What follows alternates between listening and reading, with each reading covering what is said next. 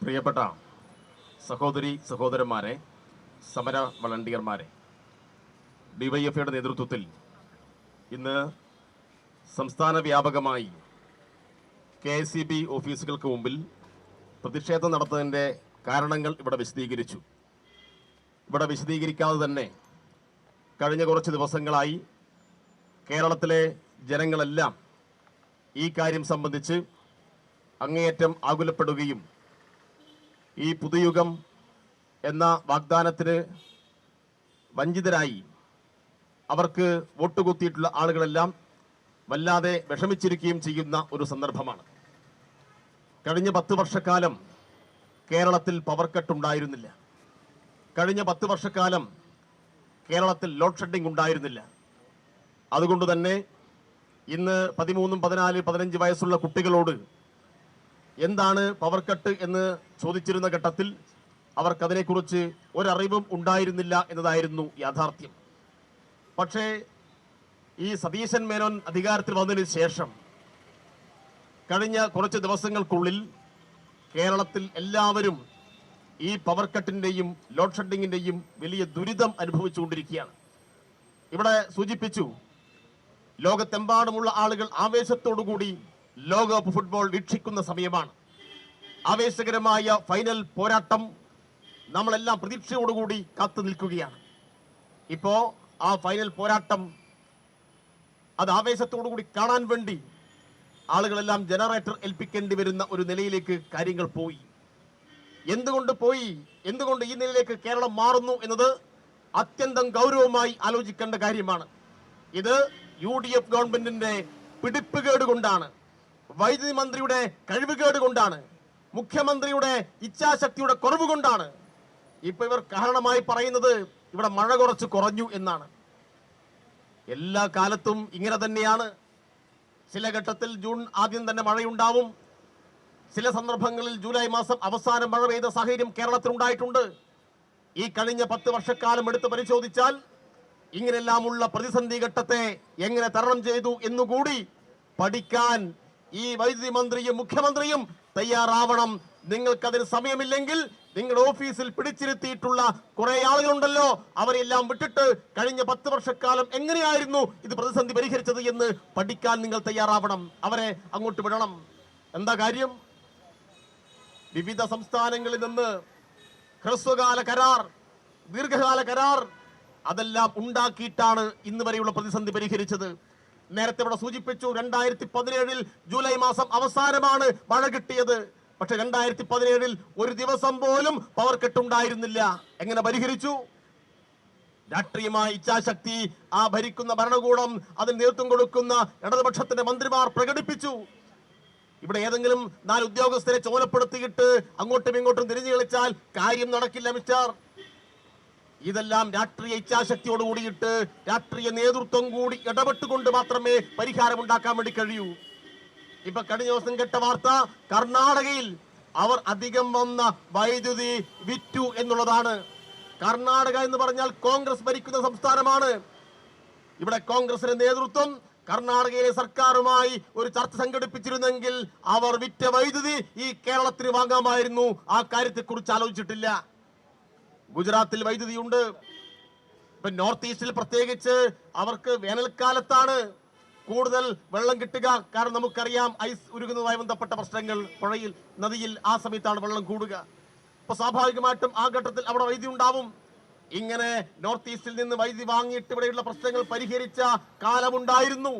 ഇപ്പോ അതിനെക്കുറിച്ചൊന്നും ചർച്ച നടത്താൻ നമ്മുടെ മന്ത്രിമാർക്ക് സമയമില്ല.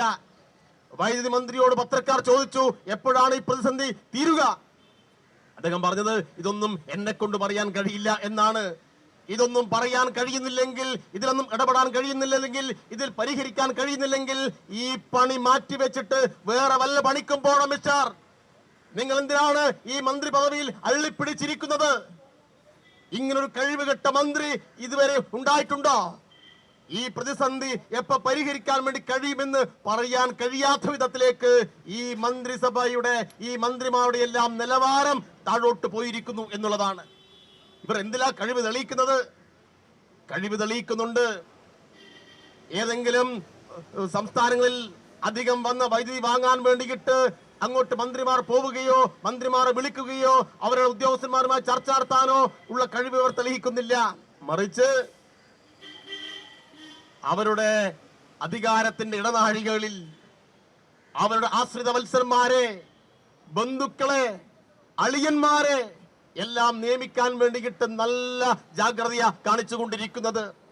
RSSുമായി ഉണ്ടാക്കിയ ഡീലിന്റെ അടിസ്ഥാനത്തിൽ ഇപ്പൊ നമ്മൾ കണ്ടല്ലോ, പ്രോസിക്യൂട്ടർമാരായിട്ടുള്ള നിയമനം, പ്ലീഡർമാരുടെ നിയമനം, അതെല്ലാം RSSന്റെ ആസ്ഥാനത്ത് നിന്ന് കൊടുത്തുവിടുന്ന ലിസ്റ്റ് അനുസരിച്ചും നിയമനം നടത്താനുള്ള ജാഗ്രത ഇവർ കാണിക്കുന്നുണ്ട്. ഞാൻ ആ കാര്യത്തിലേക്ക് അധികം പോകുന്നില്ല. എല്ലാ ചട്ടങ്ങളും മറികടന്ന്, എല്ലാ മാനദണ്ഡങ്ങളും മറികടന്ന് ഇല്ലാത്ത പോസ്റ്റുകളിൽ സ്പെഷ്യൽ പ്രോസിക്യൂട്ടർമാരെ, സ്പെഷ്യൽ പ്ലീഡർമാരെ നിയമിക്കാൻ ആവശ്യമായിട്ടുള്ള വലിയ ഇച്ഛാശക്തി എല്ലാം ഇവർ കാണിച്ചല്ലോ. എന്തൊരു ജാഗ്രതയാണ് അക്കാര്യത്തിൽ.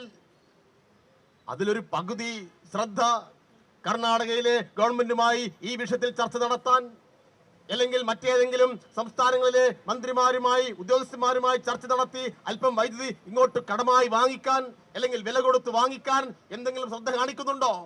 ഒന്നിലും ഒരു ശ്രദ്ധയുമില്ല. നിങ്ങൾ നോക്ക്, ഈ കഴിഞ്ഞ കുറച്ച് ദിവസങ്ങൾക്കകം ഈ സതീശൻ മേനോൻ ഗവൺമെന്റ് ചെയ്തിട്ടുള്ള ഇടപെടലുകൾ എന്തെല്ലാം വാഗ്ദാനങ്ങളായിരുന്നു. വാക്കാണ് പ്രധാനം എന്നാ പറഞ്ഞത്. ഏത് വാക്കാ നിങ്ങൾ പാലിച്ചത്? സതീശന്റെ വാക്കും പഴയ ചാക്കും ഒരുപോലെയാണ് എന്ന് പറയുന്നത് ഇടതുപക്ഷത്തിന്റെ ആളുകളല്ല പറഞ്ഞത്. KSUവിന്റെ സംസ്ഥാന പ്രസിഡന്റാണ്. KSUവിന്റെ സംസ്ഥാന പ്രസിഡന്റ് ഉൾപ്പെടെയുള്ള KSUക്കാർ പറയുന്നു ഈ ഭരണം സമ്പൂർണ്ണ പരാജയം എന്ന്. കോൺഗ്രസിന് വേണ്ടി ഇലക്ഷൻ നാളുകളിൽ ടെലിവിഷൻ ചാനൽ റൂമിൽ വന്നിരുന്നിട്ട് വല്ലാതെ ന്യായീകരണ തൊഴിലാളികൾ ഉണ്ടായിരുന്നു. യൂത്ത് കോൺഗ്രസിന്റെയും മൂത്ത കോൺഗ്രസിന്റെയും വക്താക്കൾ എന്ന ലേബൽ ഒട്ടിച്ച് വന്നിരുന്ന ആളുകൾ. അവരിൽ പലരും പറയുന്നു ഈ ഭരണത്തിൽ എന്തൊക്കെയോ ചീഞ്ഞു നാറുന്നു. KPCCയുടെ സെക്രട്ടറി പറയുന്നു എനിക്ക് സതീശൻ മേനോനെ കാണാൻ പെർമിഷൻ കിട്ടുന്നില്ല. ഞാനിതാ ഗുരുതരമായ ഒരു ആരോപണം ഉന്നയിച്ചിട്ടുണ്ട്, അതുമായി ബന്ധപ്പെട്ട് എനിക്ക് സംസാരിക്കാനുണ്ടായിരുന്നു, പക്ഷെ അങ്ങോട്ട് കയറ്റിയിട്ടില്ല. പക്ഷെ സതീശൻ ആരൊക്കെയുമായിട്ടാ ചർച്ച നടത്തുന്നത്? ആർക്കാ സമയം അനുവദിക്കുന്നത്? NSSന്റെ ജനറൽ സെക്രട്ടറി പറയുന്നു അയ്യോ എന്നെ അങ്ങോട്ട് കയറ്റിവിടുന്നില്ല. ആർക്കാ സമയം കൊടുത്തത്? സമയം കൊടുത്തത് ശശികല ടീച്ചർ അല്ലേ? ടീച്ചർ എന്നൊക്കെ വിശേഷിപ്പിക്കാൻ കഴിയുമെന്ന് എനിക്കറിയില്ല.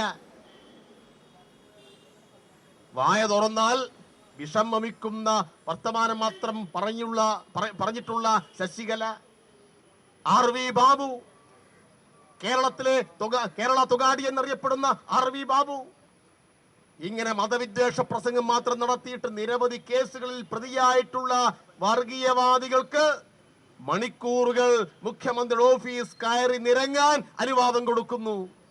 എന്നാൽ KSUവിന്റെ സംസ്ഥാന പ്രസിഡന്റിന് 2 മിനിറ്റ് കൊടുത്തോ? 2 മിനിറ്റ് കൊടുത്തിട്ടില്ല അല്ലേ? അശ്ലീല യൂട്യൂബർമാരുണ്ട് കുറെ എണ്ണം. സതീശനെ അധികാരത്തിൽ കൊണ്ടുവരാൻ വേണ്ടിയിട്ട് കുറെ സഹായം ചെയ്തു കൊടുത്തിട്ടുണ്ടാവാം. ആ അശ്ലീല യൂട്യൂബർമാർ, വർഗീയത മാത്രം, വംശീയത മാത്രം വിളമ്പുന്ന യൂട്യൂബർമാർ, അവർക്കൊപ്പം ഇരുന്ന് ചായ കുടിക്കാൻ, അവരെ വരവേൽക്കാൻ, അവരെ സൽക്കരിക്കാൻ സതീശൻ മേനോന് സമയമുണ്ട്. സതീശൻ മേനോൻ ആളുകളെ പറ്റിച്ചു. പറഞ്ഞ വാക്കിന് വിലയില്ലാതായി. പച്ചക്കള്ളം മാത്രം എല്ലാ ദിവസവും വന്ന് മാധ്യമങ്ങൾക്ക് മുമ്പിൽ അവതരിപ്പിക്കുന്ന ഒരാളായി കേരളത്തിന്റെ മുഖ്യമന്ത്രി അധപ്പതിച്ചു. ഇങ്ങനൊരു മുഖ്യമന്ത്രി ഈ കേരളത്തിന്റെ ഇതേവരെയുള്ള ചരിത്രത്തിൽ ഉണ്ടായിട്ടുണ്ടോ? ഉമ്മൻചാണ്ടി വരെ ഇത്രമാത്രം പച്ച നുണ പറഞ്ഞിട്ടില്ല. എല്ലാ ദിവസവും ആധികാരികമായി മാധ്യമങ്ങളുടെ മുന്നിൽ വന്നിട്ട് എന്ത് നുണയും വിളിച്ചു പറയാൻ മടിയില്ലാത്ത ഒരാളായി കേരളത്തിന്റെ മുഖ്യമന്ത്രി മാറിയിരിക്കുന്നു. ഇതെല്ലാം ചില ഡീലിന്റെ കൂടി ഭാഗമാണ്. RSSുമായി ഉണ്ടാക്കിയ ഡീൽ, അദാനിയുമായി ഉണ്ടാക്കിയ ഡീൽ, മറ്റ് പല കുത്തകകളുമായിട്ടും ഡീൽ ഉണ്ടാക്കിയിട്ട് കോടികൾ സതീശൻ എണ്ണി വാങ്ങിയിട്ട് ഈ ഇലക്ഷൻ പ്രചരണത്തിൽ ഉപയോഗിച്ചിട്ടുണ്ട്. ആ കാര്യങ്ങൾ അവർക്ക് നടത്തിക്കൊടുക്കുന്ന ഒരാളായി മാത്രം കേരളത്തിന്റെ മുഖ്യമന്ത്രി മാറുന്നു. കേരളത്തിന്റെ മുഖ്യമന്ത്രി ഇവിടെയുള്ള സാധാരണ ജനത്തെ മറന്നിരിക്കുന്നു എന്നുള്ളതാണ് അനുഭവം. ഏണിക്കും കോണിക്കും കൈപ്പത്തിക്കും മാത്രം മാറി മാറി കുത്തിയിട്ടുള്ള ആളുകൾ അവർ തലയിൽ കൈവച്ച് പറയുന്നു ഇതെന്തൊരു ഭരണമാണ്. നിങ്ങൾ നോക്ക്, ലോകകപ്പ് മത്സരം കാണാൻ വേണ്ടി കഴിയുന്നില്ല. കുട്ടികളുടെ പഠനവുമായി ബന്ധപ്പെട്ട പ്രശ്നങ്ങൾ ഉയരുന്നു.